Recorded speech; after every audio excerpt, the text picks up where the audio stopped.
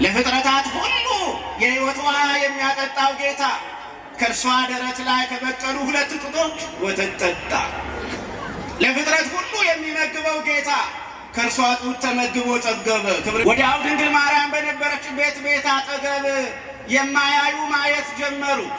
እጃቸው እግራቸው ታስሮ የነበረ እጃቸው እግራቸው ተፈታ። መድኃኔዓለምን ኢየሱስ ክርስቶስን በቅፏ የያዘችው በጀርባዋ ያዘለችው መራራ እንባን እያለቀሰች በግብፅ በረሃ የተሰደደችው በመከራ የኖረችው ወላዲተ አምላክ ድንግል ማርያም ዛሬ በክብር በልጇ እቅፍ ላይ ነፍሷ አረፈች። መንፈስ ቅዱስ አሃዱ አምላክ አሜን። ወበዝንቱ ታውቀ ፍቅሩ ለእግዚአብሔር እስመ ለወልዱ ዋህድ ፈነወ ውስተ ዓለም ከመ ንሕየው ቦቱ።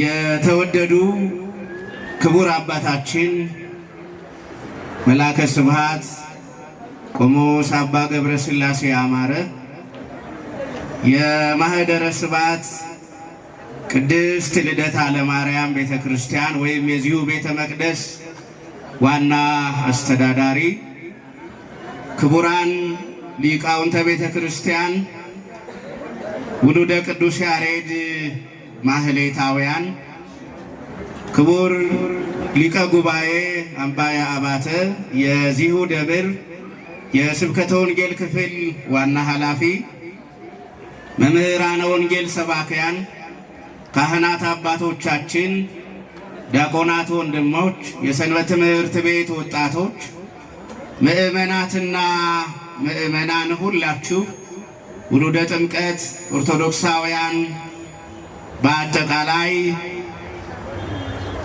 በአንድነቱ ምንታዌ በሦስትነቱም ርባዬ ሳይነገር የፍጥረታት ፈጣሪ የዓለማት ጌታ ሁሉን ያስክና ያመጣህ እየተባለ በአንድነቱ በሦስትነቱ ሲሰለስ ሲቀደስ በሚኖር የዘላለም አምላክ በሆነ ሁሉን በፈጠረ አንድ አምላክን በሚሆን በአብ በወልድ በመንፈስ ቅዱስ ስምና ሰላም እንደምን አረፈዳችሁ? እንዴትስ ቆያችሁ? እንደምንስ አላችሁ? ለምስጋና የጠራን በላይ በሰማይ በታች በምድር ባለ መንፈሳዊና ሰማያዊ በረከት ሁሉ ሲባርከን በቸርነቱና በምሕረቱ ሲጎበኘንና ሲጠብቀን የቆየ ለዚህ ታላቅና ደማቅ ወላዲተ አምላክ ድንግል ማርያምን ለምናስብበት ቀን ያደረሰን አምላካችን ልዑል እግዚአብሔር በሊቃውንቱ አድሮ በምስጋና እየመራ እስከዚህ ሰዓት ድረስ ጠብቆ ስላቆየን የአንደበታችንን ምስጋና ስለተቀበለን የማይታይ ሰማያዊና መንፈሳዊ በረከትን በሁላችን ላይ ስላሳደረና ስላሳረፈ እንደገና ገናና የሆነ ስሙ ለዘላለም የተመሰገነ ይሁን። እንኳን አደረሳችሁ፣ እንኳን አደረሰ።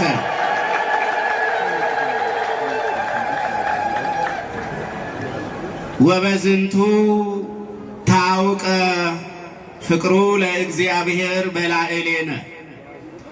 ወንጌላዊው ነባቤ መለኮት የጌታ ወዳጅ ድንግል ማርያምን ከመስቀል ስር ወደ ቤቱ ይዞ የገባ ወይም የወሰደ በመጀመሪያዊቱ መልእክቱ በምዕራፍ 4 ቁጥር 9 ላይ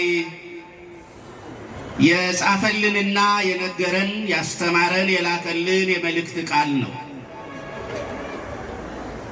የእግዚአብሔር ፍቅር በእኛ ዘንድ ተገለጠ ይላል። የእግዚአብሔር ፍቅር በማን ዘንድ ተገለጠ? በእኛ ዘንድ ተገለጠ።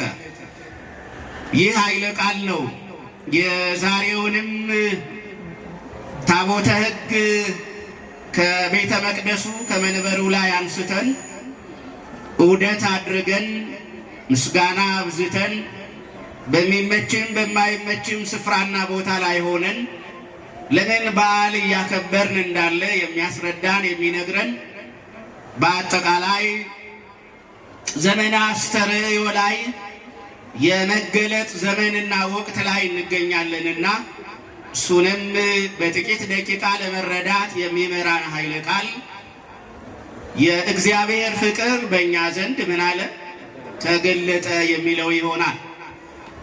አምላካችን ልዑል እግዚአብሔር የራቀውን የሚያቀርብ የረቀቀውን የሚያጎላ እርሱ መሆኑን እናምናለንና የራቀውን እያቀረበ የረቀቀውን እያጎላ በድካም ውስጥ በፀሐይ ኃይል በተጎዳ ሰውነታችን ወደ ልባችን የሚደርስና የሚገባ ነፍሳችንን ብቻ ሳይሆን ስጋችንንም ጭምር የሚያበረታ ቅዱስ መልእክትና ቃል እንዲሰጠን የሱ መልካም ፈቃድ ይሁን።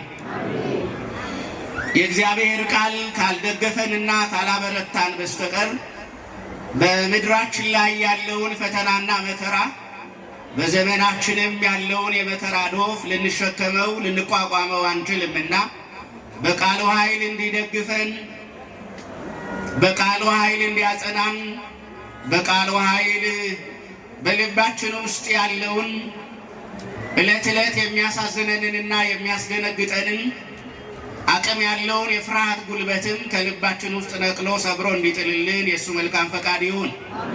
ዛሬ የእረፍቷን መታሰቢያ ለማድረግ በስሟ በተጠራ ቤተ መቅደስ በስሟ በታነጸ ቤተ ክርስቲያን ተሰብስበናልና የባህሪያችን መመኪያ የጸጋ እናታችን የቃል ኪዳን አማላጃችን ሰአሊተ ምሕረት አቁራሪተ መዓት ወላዲተ አምላክ ድንግል ማርያም በመልጃ ቃል ኪዳን በእናትነት ፍቅር እንድትጎበኘንም እግዚአብሔር ይፍቀድልን።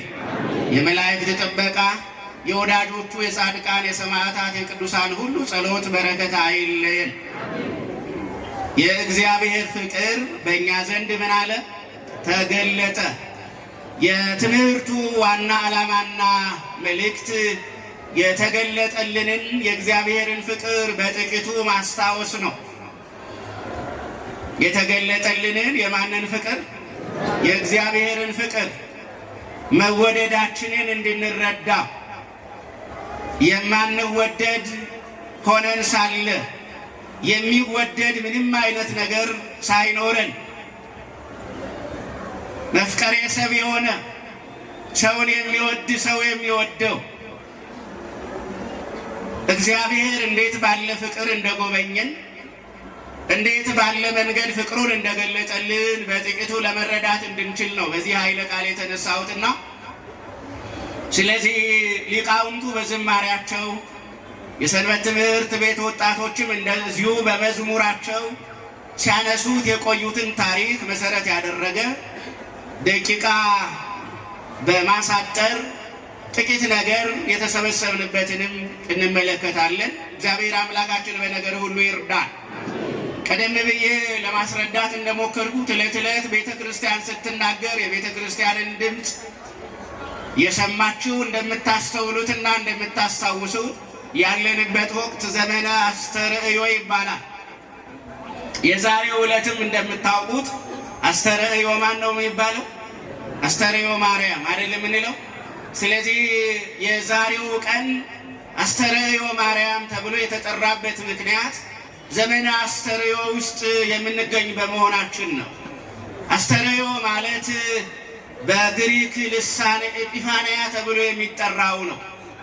የብርሃን መገለጥ፣ የጸጋ መመለስ፣ የክብር እንደገና ወደ ሰው ልጆች መምጣት፣ የወደቀው የሰው ልጅ እንደገና በመንፈስ ቅዱስ ኃይልና ጸጋ ታድሶ መነሳት፣ እግዚአብሔር የሰው ልጅ በፍቅር የጎበኘበትን ወቅት ለማስታወስ የቀደሙ አባቶቻችን ከጌታ ልደት ከታኅሳስ 29 ቀን ጀምሮ ያለውን ወቅት አስተርእዮ ብለው ይጠሩታል።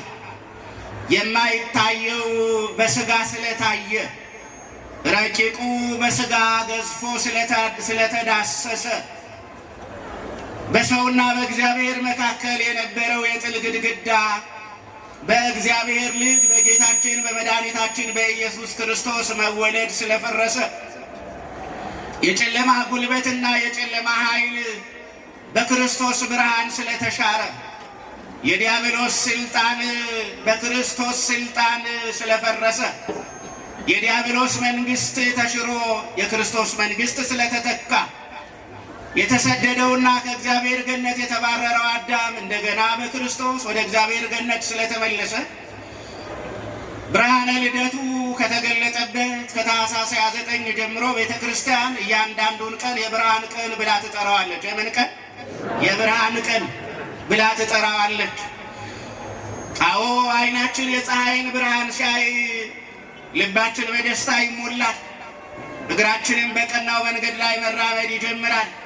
የቤታችን የተዘጋው በራችን ይከፈታል። በሥጋ እንዲህ እንደምናደርግ ሁሉ ነፍሳችን የክርስቶስን ብርሃን በማየቷ ምክንያት በአፋችን ላይ ጠፍቶ የነበረው ምስጋና እንደገና ተመለሰ። ሕይወታችን በርግማን ተሞልቶ ነበረ። መርገመ ሥጋ መርገመ ነፍስ በላያችን ላይ በቀንበር እንደተጠመደ በሬ እርግማን ጠምዶ አስሮ ይዞን ነበረ። ክርስቶስ ከወላዲተ አምላክ ከድንግል ማርያም በሕቱም ድንግልና ተጸንሶ በሕቱም ድንግልና በተወለደ ቀን ግን ያ የእርግማን ቀንበራችን ስለተሰበረ ኃጢአታችን ይቅር ስለተባለ በደልና ነውራችንን እግዚአብሔር በፍቅሩ ከእኛ ላይ አንከባሎ ስለጣለልን እግራችንን እየተከተለ እንደ መርዛም እባብ በኃጢአት ይነድፈን በክፋት በአመፃ ልባችንን ያሸንፍ ድል ያደርግ የነበረው ዲያብሎስ ከእግራችን በታች ስለወደቀ እያንዳንዱን ቀን ቤተ ክርስቲያን የብርሃን ቀን ብላ ትጠራዋለች። ክብር ምስጋና ለእግዚአብሔር ይሁንና ስለዚህ ያለንበት ወቅት የመገለጥ ቀን ነው። ኃጢአተኛ ተደብቆ ኃጢአት ይሰራል። ጻድቅ ተገልጦ ማንን ያመሰግናል? እግዚአብሔርን ያመሰግናል። ሌባ ተደብቆ ቤት ይሰረስራል። ሌባ ተደብቆ የሰው በር፣ የሰው ቤት፣ የሰው ኪስ ይበረብራል። በክርስቶስ ብርሃን የዳነ ሰው ግን በታቦተ ሕጉ አጠገብ ተገኝቶ ይኸው ክብርና ምስጋና ውዳሴና አምልኮ ለሚገባ ለአንተ ለቅዱሱ ጌታ አቀርባለሁ እያለ እየተንበረከከ ማንን ያመሰግናል? እግዚአብሔርን ያመሰግናል። ስለዚህ የተወደዳችሁ ክርስቲያኖች አሁን ያለነው የብርሃን ዘመን ውስጥ ነው ያለነው። ዓመተ ምሕረት ውስጥ ነው ያለነው። ዓመተ ምሕረት ውስጥ ነው ያለነው። ማን ይቅር ብሎናል? ማን ይቅር ብሎናል? በፍቅሩ ባለጸጋ የሆነው የሰማይ አምላክ እግዚአብሔር እንደ ተጣላኋችሁ አልቀርም፣ ከገነት ተባራችሁ ያ የክብር መኖሪያ የልጅነት ስፍራችሁ በኪሩቤል ሰይፍ ታጥሮ በእሳት ነበልባል ተዘግቶ አይቀርም ብሎ እርሱ በቤተልሔም ሕፃን ሆኖ ከወላዲተ አምላክ ከድንግል ማርያም እቅፍ ላይ በታየ ቀን ሰማይና ምድር እርቅ አደረጉ። ሰውና እግዚአብሔር ታረቁ። የጠፋን እኛ ተፈልገን ተገኘን። እግዚአብሔር ይመስገንና እግዚአብሔር ይቅር ብሎናል። ማን ይቅር ብሎናል ወገኖች? አዎ የወለዳችሁ አባታችሁ አንድ ነገር ብታጠፉ ዘላለም እያስታወሰ ይቅር ቢላችሁ እንኳን እንዲህ እኮ አድርገህ አጥፍተሃል፣ በልጅነትህ እኮ እንዲህ አድርገህ በድለኛል እያለ ዘላለም ጆሯችሁ አጠገብ እያወራ እየተናገረ የጥንት በደላችሁንና ኃጢአታችሁን ጥፋታችሁንና ስህተታችሁን እየነገረ ዘላለም ሲያሳቅቃችሁ ይኖራል። እግዚአብሔር ግን ይኸው መቼ ኃጢአታችንን ገለጠብን፣ መቼ ነውራችንን ተናገረብን። በጨለማ እዚህ ስፍራ ላይ እንዲህ ስታደርግ አይቼሃለሁ ብሎ እግዚአብሔር መች በአደባባይ ኃጢአታችንን ገለጠብን። እግዚአብሔር እንዲሁ ይቅር አለን። ክብር ምስጋና ለስሙ ይሁንና ኃጢአታችንን ሸፈነልን። ስለዚህ እያንዳንዱ ቀን የብርሃን ቀን ተብሎ ይጠራል። እሱን መሰረት በማድረግ ነው የዛሬውን በዓል ቤተ ክርስቲያን ቅድም በዝማሬ እንደሰማችሁት የወላዲተ አምላክ የድንግል ማርያምን የዕረፍቷን መታሰቢያ ጥር 21 ቤተ ክርስቲያን እንደምታዩት በምስጋና በቅድስና በዝማሬ በንጽህና ምእመናንን ሰብስባ ታቦተ ሕግ አውጥታ ውዳሴ አብዝታ ምስጢር አምልታ አስፍታ ቤተ ክርስቲያን ታከብራለች። ስለዚህ ቤተ ክርስቲያን የዛሬውን ቀን አስተርእዮ ማርያም ብላ ጠራችሁ። አስተርእዮ ማርያም ለምን ይሆን አስተርእዮ ማርያም የተባለው የሚለውን በጥቂቱ ላንሳና እንዳልኋችሁ ፀሐይ ላይ ስላላችሁ ጊዜያችሁን፣ አቅማችሁን፣ ጤናችሁን፣ ድካማችሁን እንዳልጎዳ ምንም እንኳን ጠባቂያችን እግዚአብሔር እንደሆነ ብናምንም ነገር ግን ደግሞ በእኔ ስህተት ምክንያት እናንተ ላይ ጉዳት እንዳይመጣ ሰዓት ለማሳጠር እሞክራለሁ። ስለዚህ የዛሬው ቀን ሁላችሁ እንደምታውቁት ነው። ቅድም በምስጋናው ሲነሳ ነበረ። በልዩ ልዩ መንገድ የዛሬው ቀን ምን እንደሆነ ታሪካዊ ዳራው ይጠፋችኋል ብዬ አላስብም። ግን በጥቂቱ ላንሳ፣ በረከት እንዲሆነን፣ በረከት እንዲያመጣልን። ወላዲተ አምላክ ድንግል ማርያም በዚህ ምድር ላይ እንደምታውቁት ባለ ሕይወት ነው የኖረችው። አዎ ከእናቷ ከሐና ከመካኒቱ ሴት ከአባቷ ከኢያቄም ከሽማግሌው ከአረጋዊው በዘመን መጨረሻ እናቷ ሐና አባቷ ኢያቄም ለእግዚአብሔር ተስለው እግዚአብሔር ድንቅ ልጅ ሰጣቸው። እሷም በሊባኖስ ደጋማ ስፍራ ተወለደች። በብርድ ወቅት ቤት በሌለበት አራዊት በሚያድሩበትና አራዊት በሚሰማሩበት ከጠላት ራሳቸውን ለመጠበቅ በሚደበቁበት በሚሸሸጉበት ዋሻ ውስጥ ወላዲተ አምላክ ድንግል ማርያም ከአረጋዊው ከኢያቄምና እንዲሁም ከመካን ከነበረችው ከሐና በዘመን መጨረሻቸው ተወለደች። ከዚያ 3 ዓመት በወላጆቿ አጠገብ ቆየች። በወላጆቿ ቤት 3 ዓመት ከቆየች በኋላ ወደ እግዚአብሔር ቤተ መቅደስ የብፅዓት ልጅ ናትና ለእግዚአብሔር የተሰጠች የተተወች ለእግዚአብሔር ብፅዓት ስለት ሆና የተተወች የተሰጠች ስለነበረ ወደ ቤተ መቅደስ ሄደች። እግዚአብሔር ተቀበላት።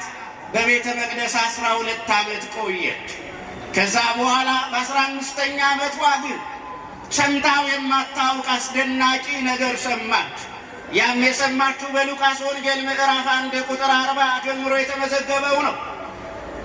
ከሰማይ የተላከ ገብርኤል የሚባል መልአክ መጣና በወላዲተ አምላክ በድንግል ማርያም ፊት ቆሞ ሰላም ለኪ አለ። ሰላምታ ይገባሻል ኦ ምልዕተ ጸጋ፣ ክብርን፣ ጸጋን፣ ኃይልን፣ ሞገስን፣ መወደድን የተመላሽ እግዚአብሔር የመረጠሽ እናቱ ሊያደርግሽ የወደደሽ ለአንቺ ጸጋን ለተመላሽ ክብርን ለተመላሽ ውዳሴ ይገባሻል፣ ክብር ይገባሻል አለ። ከዛም የመጨረሻውን ቃል ነገራት። እነሆ መንፈስ ቅዱስ ወደ አንቺ ይመጣል፣ የልዑል ኃይል ይጸልልሻል። የእግዚአብሔር አብ የባሕርይ ልጁን ቀዳማዊ ቃል እርሱን ትጸንሻለሽ፣ በድንግልና ጸንሰሽ በሕቱም ድንግልና ትወልጃለሽ አለ። ለጊዜው እርሷ ይህ እንዴት ይሆናል ዘእንበለ አእምር በይሴ፣ እኔ በድንግልና ጸንቼ ያለሁ ወንድ የማላውቅ ወንድ ለማወቅም ፈቃድ ፍላጎት የሌለኝ ነኝ። አምላኬን አባቴን መድኃኒቴን እግዚአብሔርን በድንግልና ጸንቼ በቤተ መቅደስ ውስጥ ሆኜ ለቤተ መቅደስ የሚገባውን ነገር በሙሉ እያደረግኩ እያገለገልኩ ለመኖር ወስኛለሁ፣ እንዴት ይሆናል አለ። ነገር ግን የመልአኩ የመጨረሻ ቃል እስመ አልቦ ነገር ዘይሳነው ለእግዚአብሔር የሚል ነበረ። ለእግዚአብሔር የሚሳነው ነገር የለም። ሁሉን ማን ይችላል? ሁሉን ማን ይችላል? ሁሉን ማን ይችላል? ወገኖች እግዚአብሔር ሁሉን ይችላል። የእኛ እጅማ ደካማ ነው፣ የማን እጅ ግን ይችላል? የእኛ አእምሮማ ደካማ ነው፣ ልህሉህ ነው። የማን ኃይል ግን ይችላል?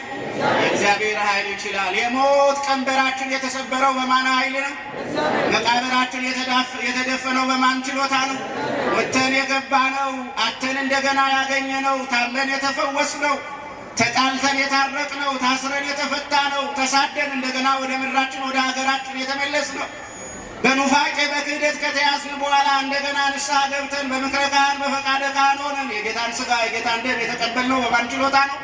እግዚአብሔር ችሎታ ነው። ክብር ምስጋና ለኃያሉ ጌታ ይሆናል።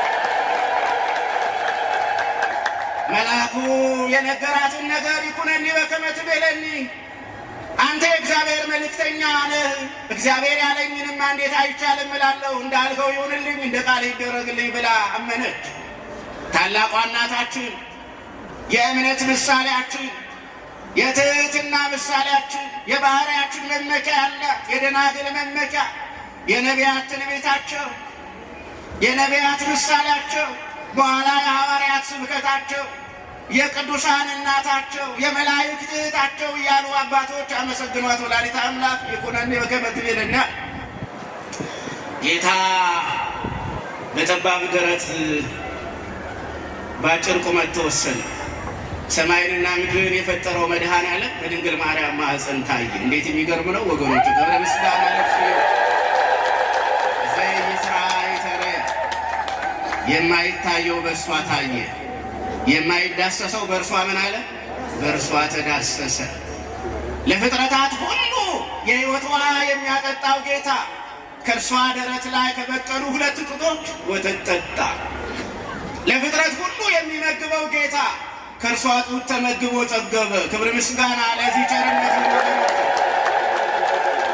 እናም እሱን ተሸክማ የተቀበለችውን መከራ ተርኬ አልጨርሰውም፣ ታውቁታላችሁ። ከዛ መጨረሻ ላይ ደግሞ ልጇ እኛን ለማዳን በመስቀል ላይ እጆቹን በዘረጋበት ቀንም ያነባቸው እንባዋ ብዙ ነበረ። ይህ ምድር፣ ይህ መሬት፣ ይህ ዓለም ለወላዲተ አምላክ ምቹ አልነበረ። አጠቃላይ ወላዲተ አምላክ በዚህ ምድር ላይ የኖረችባቸው ዓመታት ተቆጥረው በሊቃውንት አባቶቻችን ተተርከዋል። 64 ዓመት ናቸው። እነዚህ 64 ዓመታት ግን የእንባ ዘመኖች ናቸው። የደስታ ዘመን የላትም። በሐዘን ያሳለፈችው ልጇ መድኃኔዓለም ኢየሱስ ክርስቶስ በመስቀል ላይ እጆቹን ከዘረጋ በኋላ ከዮሐንስ ጋር ሆና የቆየችባቸው ጊዜያት አሉ። ግን እንደገና ተመልሳ ዮሐንስ ወንጌል ለመስበክ አሁን ቱርክ ወደምትባለዋ በዚያን ጊዜ ታናሿ እስያ እየተባለች ወደምትጠራዋ በተለየ ስሟ ኤፌሶን ወደምትባለዋ ዮሐንስን ተከትላ በዛ ነበረች። በኋላ ግን የዘመኗ መጨረሻ መንፈስ ቅዱስ እንደደረሰ ነግሯት ተመልሳ በኢየሩሳሌም ተገኘች። በጌቴሴማኒ ቆማ ጸለየች። መንፈስ ቅዱስ መጣ። ልጅሽ ወዳጅሽ መድኃኔዓለም ኢየሱስ ክርስቶስ እንዲህ ይላል፣ ፈጣሪሽ እንዲህ ይላል፣ እረፍትሽና ደስታሽ በእኔ ዘንድ ነው ይልሻል። ከዚህ በኋላ በሥጋ የኖርሽባቸው ጊዜያትና ዓመታት አልቀዋል፣ አብቅተዋል። ስለዚህ ልጅሽ ወደ ራሱ ወደ ክብሩ፣ ወደ ጸጋ፣ ወደ ማደሪያ፣ ወደ ተድላ፣ ወደ ደስታው ሊወስድሽ ይመጣላል። ከዛ በጌቴሴማኒ ሆና ስትጸለይ ወዲያው የደብረ ዘይት ደናግል መንፈስ ቅዱስ ለእሷ የነገራት ተገልጦላቸው ደናግለ እስራኤል መጡ። ውድስት አንቲ ክብርት አንቲ፣ አንቺ የጌታችን እናት የመድኃኒታችን እናት፣ አንቺ የሕይወት እንጀራን የወለድሽልን፣ አንቺ የብርሃን እናቱ እያሉ አመሰገኗል። እንዲህ ባለ ምስጋና ሳለች ወዲያው ልጇ ወዳጇ መድኃኔዓለም ኢየሱስ ክርስቶስ ፈጣሪዋ፣ ጌታዋ፣ አክባሪዋ እርሱ ተገለጠና እንደሚወስዳት ነገራት። እንግዲያስ ልጅ ሆይ አንዲት ነገር ልጠይቅ ልለምንህ። ያቺ የምጠይቅ ነገር ደግሞ አንተ የመረጥካቸውና የጠራሃቸው ደቀ መዛሙርት ሐዋርያት እንዲሰበሰቡ አድርግ አለችው። ወዲያው በጌታ ቃል ዮሐንስ ከኤፌሶን በደመና ተጭኖ መጣና በአጠገቧ ቆመ። ማን ሁሉን ይችላል? ማን ሁሉን ይችላል? ሩቅ ምድር የነበረው ዮሐንስ ደመና ተሸክማ መጣችውና ማን አጠገብ ተገኘ? ወላዲተ አምላክ ድንግል ማርያም አጠገብ ተገኘ። እኛም ዛሬ በአጠገቧ ተገኝተናል፣ በቤቷ ተገኝተናል። ደመና ተሸክማ ከላይ ከሰማይ የምታመጣውን በረከት እንድንቀበል እግዚአብሔር በምሕረቱ ይርዳል። ስለዚህ ደቀ መዛሙርት ተሰበሰቡ። ደቀ መዛሙርት ሁሉም ተገኙ። በሕይወት ያሉትን በሕይወት ያልነበሩትንም እግዚአብሔር በተአምራቱ በድንቅ ችሎታው አመጣቸው። ወዲያው ድንግል ማርያም በነበረችበት ቤት አጠገብ የማያዩ ማየት ጀመሩ። እጃቸው እግራቸው ታስሮ የነበረ እጃቸው እግራቸው ተፈታ። ገቢረ ተአምራት ወመንክራት ተደረገ። ድንቅ ነገሮችን እግዚአብሔር ማድረግ ጀመረ። አይደለም በእናቱ በወዳጆቹ ማን ድንቅ ነገር ያደርጋል? ማን ድንቅ ነገር ያደርጋል? እግዚአብሔር ድንቅ ነገር ያደርጋል። እና ድንግል ማርያም በነበረችበት ቤት ዙሪያ የነበሩ የታመሙ ሁሉ መዳን ጀመሩ፣ መፈወስ ጀመሩ። ዛሬም የመዳን ቀን እንዲሆንልን የሱ መልካም ፈቃድ ይሁን። አዎ ታስራችሁ የመጣችሁ ተፈታችሁ የምትሄዱበት ቀን ይሆንላችሁ። እያዘናችሁ እያለቀሳችሁ የመጣችሁ ሰዎች በደስታ የምትመለሱበት ቀን ይሆንላችሁ። ስለዚህ ወዲያው እንደዛ ከሆነ በኋላ ከድንግል ማርያም ጋር መንፈስ ቅዱስ እየተነጋገረ ባለበት ሰዓት ጌታ ኢየሱስ ክርስቶስ ቅድም በዝማሬ እንደሰማችሁት መላእክትን አስከትሎ የብርሃን መላእክትን አስከትሎ ነጫጭ የለበሱ በክብር ደመና መድኃኔዓለም ኢየሱስ ክርስቶስ በእናቱ አጠገብ ተገኘ። እግዚአብሔር ይመስገን። ስጋዋ ከነፍሷ በመዓዛ በብርሃን በመወደድ በክብር ተለየች። ዝም ብለን ስንሰማው እኮ ሞት ያስደስታል እንዴ? አያስደስትም። በድንግል ማርያም እረፍት ግን ደስ ነው አይደለም? ይለን ደስ ይለናል። ለዛ ነው ቅድም ሰማችሁ አይደለም? ሙት ስለመዋት ይደሉ። ደራሲው እኮ ተደነቀ። አዎ ስጋ ሊሞት የተፈጠረ ስለሆነ ሞት የተወሰነበትና የተፈረደበት ይሄ ስጋችን ቢሞት አይደንቅም፣ አይገርምም አለ። ምክንያቱም ሕይወትን የወለደ ስጋ አይደለምና፣ ሕይወትን ያስገኘ ስጋ አይደለምና የእኛ ስጋ ቢሞት አይደንቅም አለ። ሞታ ለማርያም ያጽብ ለኩሉ። የድንግል ማርያም ረፍቷ፣ የድንግል ማርያም የሞቷ ነገር ሲነገር ግን እጅግ ይደንቃል፣ እጅግ ይደንቃል። አዎ ይደንቃል፣ አዎ ያስገርማል። የሕይወት ራስ ክርስቶስን የወለደች ድንግል ማርያም ሞተች ብለን እንመሰክራለን። የሕይወት ራስ የሆነውን ክርስቶስን ያስገኘችው መድኃኒት የሆነንን ጸጋ የሆነንን ሞገስ የሆነንን ክብር የሆነንን መድኃኔዓለምን ኢየሱስ ክርስቶስን በቅፏ የያዘችው በጀርባዋ ያዘለችው መራራ እንባን እያለቀሰች በግብፅ በረሃ የተሰደደችው በመከራ የኖረችው ወላዲተ አምላክ ድንግል ማርያም ዛሬ በክብር በልጇ እቅፍ ላይ ነፍሷ አረፈች። ነፍሷ እንደዛ ተለየች። ደቀ መዛሙርቱ ለመቅበር ሲነሱ ግን ከጎን ክፋት መጣ። አናስቀብርም የሚሉ ሰዎች ደግሞ መጡ አይደለም የሚለው እና ደቀ መዛሙርቱ ተሰብስበው ለመቅበር ወደ መቃብር ይዘው ሲሄዱ አይሁዳውያን ጥንቱን ቀድሞ ልጇ እንዲህ ያደረገ ነው እያሉ ሲያስቸግሩ ኖሩ። አሁን ደግሞ በእናቱ ስም መጡብን እንዴ ብለው እንደ ዛሬ በዚህ ዘመን እንዳሉ መናፍቃን ተወርውረው አትቀበርም ስጋዋን ነጥቀን እናቃጥላለን ብለው አንድ ታውፋንያ የሚባል ጉልበታ ኃይለኛ ብርቱ የሚታወቅ ሰው ረጅም የሆነ ሰው እጁም የረዘመ አካሉ የረዘመ ሐሳቡ ግን ያጠረ መንፈሳዊ ሕይወት የሌለው ድንቅ የሆነ ሐሳብ ያለው ሰው ተወርውሮ የአልጋውን ሸንኮር ወይም ጫፍ ያዘ። ወዲያው ከእግዚአብሔር የታዘዘ መልአክ በማይታይ በረቂቅ ሰይፍ ነካው ነው የሚለው እና እጆቹ ሁለቱም ተንጠልጥለው ቀሩ ይላል። እንዲህ ከመሆን እግዚአብሔር በምሕረቱ ይጠብቃል። እግዚአብሔርን በመቃወም ከሚመጣ ቅጣት መድኃኔዓለም ይጠብቀን። የእግዚአብሔር ቤተ ክርስቲያን ላይ እጃችንን ዘርግተን በቤተ ክርስቲያን በኩል ከሚመጣ ቅጣት መቅሰፍት እግዚአብሔር በምሕረቱ ይጠብቀን። በቅዱሳን በወዳጆቹ በእናቱ በድንግል ማርያም ላይ የማይገባ ነገር ተናገረን ከሚመጣ ቁጣ እግዚአብሔር ይጠብቀን ወገኖች። ስለዚህ ወዲያው ምን ሆነ? እጁ ተንጠልጥሎ ቀረ። ደነገጠ። ለካ የጌታዬ እናት ነሽ እንዲያ ለካ ጌታዬን የወለድሽ አንቺ ነሽ ብሎ ሲል እንደገና እግዚአብሔር ቸር ነው፣ እጆቹን መለሰለት ይላል። ማለቃቀስ ሲጀምር እጆቹን መለሰለት ይላል እና የዛሬው ቀን ወገኖች አስተርእዮ ማርያም የሚባለው ልጇ መድኃኔዓለም ኢየሱስ ክርስቶስ እንደገና ለድንግል ማርያም ለእናቱ ምን ስላለ ነው? ስለተገለጠ ነው። መነሻ የነበረው የእግዚአብሔር ፍቅር በእኛ ዘንድ ምን ብሏል ነው? ተገልጧል። እግዚአብሔር የገለጠልን ፍቅር ከልባችን ላይ እንዳይጠፋብን እሱ በምሕረቱ ይጠብቃል። አዎ በእግዚአብሔር ፍቅር ኑሩ፣ በእግዚአብሔር ቸርነት ኑሩ። ፍቅሩ የእግዚአብሔር የበረታ ነው ወገኖች። ብትሳሳቱ እንኳን እግዚአብሔር እንደሚጠላችሁ እንዳታስቡ። እግዚአብሔር ይወዳችኋል። በየመንደሩ በየሰፈሩ በየጠንቋይ ቤቱ እየተከተለ እግዚአብሔር ና ልጄ እያለ ልባችሁን የሚናገረው ስለሚወዳችሁ ነው። ኃጢአት ስታደርጉ ሕሊናችሁን የሚቀሰቅሰው እግዚአብሔር ስለሚወዳችሁ ነው። የማይገባ ነገር ስታደርጉ ዝም ብሎ አንድ ሰው አስነስቶ አንተ ምን እያደረግክ ነው ብሎ የሚላችሁ ማን ስለሚወደን ነው? እግዚአብሔር ስለሚወደን ነው። ስለዚህ የተገለጠልን የእግዚአብሔር ፍቅር ብርቱ ነውና በብርቱ ፍቅሩ ጸንተን እንድንኖር እግዚአብሔር በምሕረቱ ይርዳል። ወላዲተ አምላክ ድንግል ማርያም ዛሬ ረፍቷ ይነገራል። ግን ወዲያው ስጋዋን ልጇ ወዳጇ ወደ ገነት አሳረገው። መላእክት ወደ ላይ በብርሃን ይዘውት ሄዱ ይላል። በገነት በዕፀ ሕይወት ስር አሳረፏት ይላል። ክብር ምስጋና ለእግዚአብሔር ይሁን። ስለዚህ የዛሬው ቀን የበረከት ቀን ነው። የዛሬው ቀን የብርሃን ቀን ነው። የዛሬው ቀን የምስጋና ቀን ነው። እግዚአብሔር ሰማያዊ በረከትን፣ ሰማያዊ ጸጋን፣ ሰማያዊ ኃይልን እንዲያላብሰን የእሱ መልካም ፈቃድ ይሁን። ታቦት ወጥቶ በፊታችን ቆሟል። መስቀል ተተክሎ የእግዚአብሔር ወንጌል ተነግሯልና የተነገረው የወንጌል ቃል በልባችን ፍሬ እንዲያፈራ ለንስሐ እንድንዘጋጅ እሱ በምሕረቱ ይርዳል። ቀኖቹ እያለቁ ጊዜው እየቸኮለ ጨለማ እየቀረበ ነውና ለንስሐ ራሳችንን እናዘጋጅ። ንስሐ መድኃኒት ነው። ንስሐ ምንድን ነው? ንስሐ መድኃኒት ነውና ለንስሐ ራሳችንን እናዘጋጅ። በዚህ በክፉ ጊዜ ራሳችሁን ጠብቃችሁ በሃይማኖት ጸንታችሁ በምግባር ቀንታችሁ እንድትኖሩ እግዚአብሔር በምሕረቱ ይርዳን፣ ይርዳችሁ፣ ይቆያል።